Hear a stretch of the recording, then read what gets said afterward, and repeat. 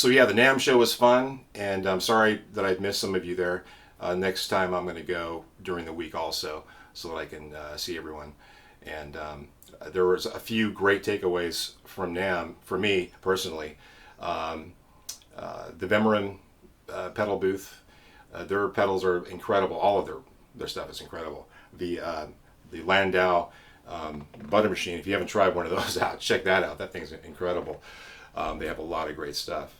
Soldano, the Soldano preamp X88 has been reissued.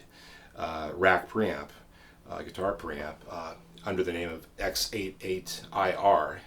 So you can have your own IRs that you want to put in there, but he's put, I think, 5 of his own IRs designed for that preamp, and they sound incredible. I spent a lot of time with that, and it's an amazing unit. The other thing for me was Badcat amplifiers. Their amps are amazing, of course, but they're coming out with a new line of pedals they haven't released yet. But this one in particular, a distortion pedal, I think is going to be a game changer. To me, it's the biggest game changer since the Rat pedal came out. I mean, I think it's that big of a deal. You can plug it into a clean amp. The bottom end is so tight, and the chug is really tight. It sounds like, it does not sound at all like a pedal. It just sounds like an amp, very amp-like, and it's very versatile. So, and a Badcat, if you want to send me one of those pedals to demo, I would be more than happy to do so. I'm not a reviewer, but I'll demo some products if I like them, or if I think I'm going to like them. But I'll put out something on that hopefully soon here. I wanted to explain why I use Tyler guitars. So for me, the secret sauce sound is the James Tyler's proprietary design of the parallel switching, combined with the Demeter Load mid-boost preamp modified by Jim. Back in the 80s on the early, Billie Jean, Michael Jackson record, those sounds were being recorded through a James Tyler guitar in parallel.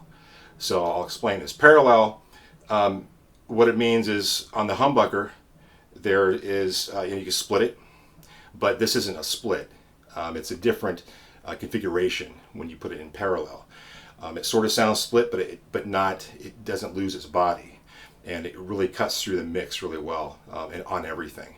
So I got called out of the blue one time years ago from a television composer team, and they had been given the task of trying to come up with a hook to a song, and the Suave shampoo. It was a Suave shampoo commercial, and I guess they already had the tracks from Suave or whatever, but they couldn't come up with the right hook, and there was hundreds. There was over 300 people trying to come up, different companies, different composers trying to come up with a hook for this commercial, because it was going to be for the big game. I can't say. I'm told I'm not supposed to say it, but like the big game we just had with Kansas and San Francisco, it was going to be aired during the big game, and I thought, oh wow! So I brought everything, brought my huge rack and all my gear, all my guitars, all my pedals and everything, and so I'm sitting there recording it, and it was an apartment building in Valencia, California, and these guys helped me carry my rack up the stairs and everything. I put my Marshall stack. Put the speakers under the bed, and they mic'd it under the mattress, and was blasting this thing. The neighbors were out, like, what's going on? And so we're sitting there, getting the sounds, and a little later the company said, well, it's still not the right sound. We're just not getting the right sound. And so I decided to go to a different setting. I was using a different guitar. It wasn't the Tyler at first, but then I picked up my Tyler. I used my Pod Bean back in the day, and I plugged it in. I put it the configuration to parallel on my humbucker, and I just did a few takes of some clean licks and stuff. And then the next day, they got a call from the the company of the SWAT people and said, "Hey, this is it. This is, you hit it out of the ballpark." I mean, how did you get that sound? They're like, well, we know he used a Line 6 pod, but still, what was that sound? And I said, it was parallel.